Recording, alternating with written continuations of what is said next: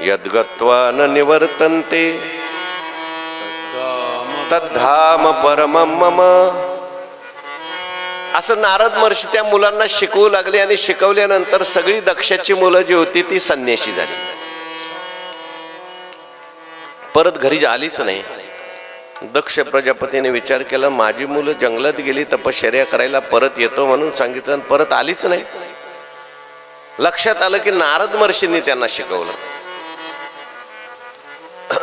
परत दक्ष प्रजापतीने मुलं निर्माण केली आणि त्यांना सांगितलं, नारद महर्षी आला तर त्याचं पाय ऐकायचं नाही बरं का अजिबात.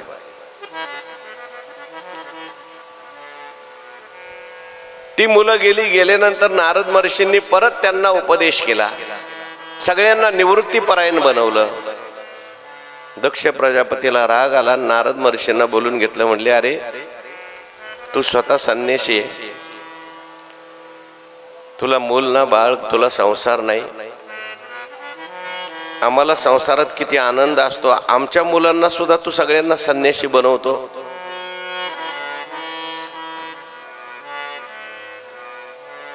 तुला काही वाटत नाही का? तुम्हाला काही वाटत नाही का आमच्या मुलांना तुम्ही संन्यासी बनवता? काय काय वडिलांना मुलगा जर त्या ठिकाणी देवळात जायला लागला तर आवडत नाही.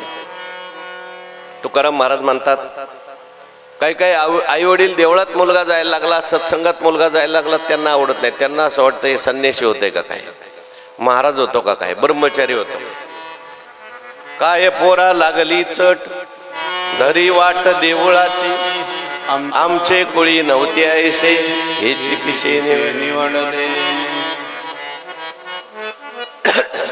नारद महर्षींना ते आवडलं नाही, आपलं दक्ष प्रजापतीला आवडलं नाही. दक्ष प्रजापती म्हटले, माझ्या मुलांना तू संन्यासी बनवलं, मी तुला शाप देतो, आजपासून तू एका जागेवर कधीच थांबणार नाही.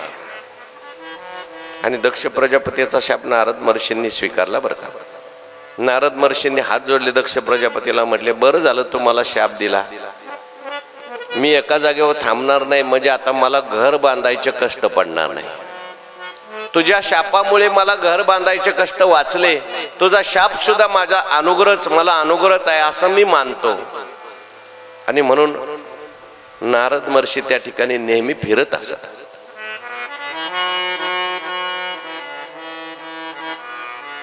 तेहि त्रिभुवनी गमन नारदा,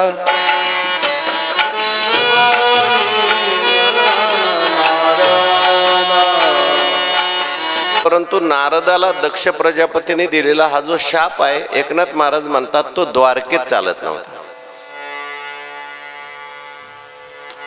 दक्ष शाप नारदाशी पाही, भूप बदलायचा, मुहूर्त राहो नये के ठाई, तो शाप हरि कीर्तने नाही, या लागी तो पाही कीर्तन निष्ठू. कुठलाही शाप जो असतो तो कीर्तनात चालत नाही. जो कीर्तन करतो त्याला कोणता शाप कधी लागत नाही. नवे नवे आपल्याकडे तर संत वाङ्मयात असं वर्णन आलंय, काळ जो आहे तो माणसाच्या आयुष्याची गणना सारखा करत असतो. अजून किती राहिले, अजून किती राहिले, घडी घडी काळ वाट याची पाहे, अजून किती आहे अवकाश. सगळा काळ मोजतो, काळ सगळी वेळ मोजतो. याचं किती आयुष्य संपलं, किती आयुष्य संपलं. परंतु जेवढा काळ मनुष्य कथेमध्ये बसतो तो काळ मोजत नाही. काय प्रमाणे कथेच्या काळीची आज्ञा नाही, असं प्रमाणे बरं का. कथेत जर मनुष्य बसला, कीर्तनात जर मनुष्य बसला, तर तेवढा काळ जो आहे काळाला मोजता येत नाही. त्यावेळेस काळ येऊ शकत नाही. संतांच्या सहवासात बसल्यानंतर काळाला सुद्धा त्या ठिकाणी सत्ता चालत नाही. देवाच्या सहवासात, संतांच्या सहवासात,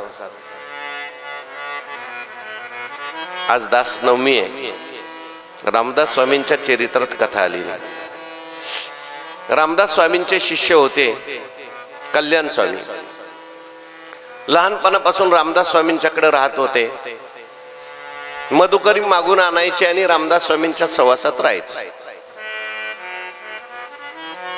मधुकरी मागायला गेल्यानंतर मोठ्याने मंत्र म्हणायचे. समर्थाची या सेवका वक्रपा हे यमन, असा सर्व भूमंडळी कोण आहे. जय जय रघुवीर.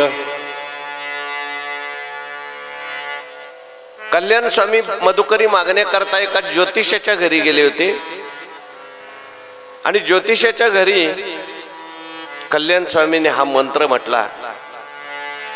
समर्थाचे या सेवका वक्रपा. तो ज्योतिषी होता, तो थोडा अभिमानी होता. तो म्हटला कोणाचा मुलगा आहे, याला काळाची सुद्धा भीती वाटत नाही. आणि त्या ज्योतिषाने त्या मुलाला नीट निहाळून पाहिलं. चांगली ज्योतिषी होते ते. त्यांना माणूस पाहिला की त्याचं ज्योतिष कळत. तो ज्योतिषी बाहेर आला आणि म्हणायला लागला, मुला तो एवढ्या निर्भयपणे म्हणतोय समर्थाचे या सेवका कोण वक्रपा आहे. कोणाचा शिष्य आहेस तू. म्हटले समर्थांचा शिष्य आहे, स्वामी रामदास स्वामींचा शिष्य आहे.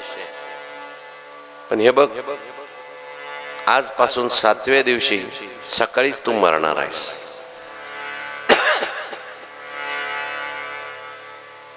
मधुकरी मागून झाल्यानंतर कल्याण स्वामी घरी आले आणि घरी